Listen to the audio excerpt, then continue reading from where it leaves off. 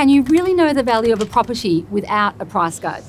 I'm Alice Stolz, Domain's property editor. Missing out on an auction can be absolutely heartbreaking, but the truth is, if it's happening time and time again, it may be that you're not going in with all the right information. There is no more debated topic than how much a house is worth. Everybody from the owner to the real estate agent to the neighbour next door has an opinion on what they think the property is worth. There are, of course, price guides that take into account land size, the amenities of the house, the characteristics and the age and the number of bedrooms of a house. But at the end of the day, the reality is a house is worth what a buyer's willing to pay for it.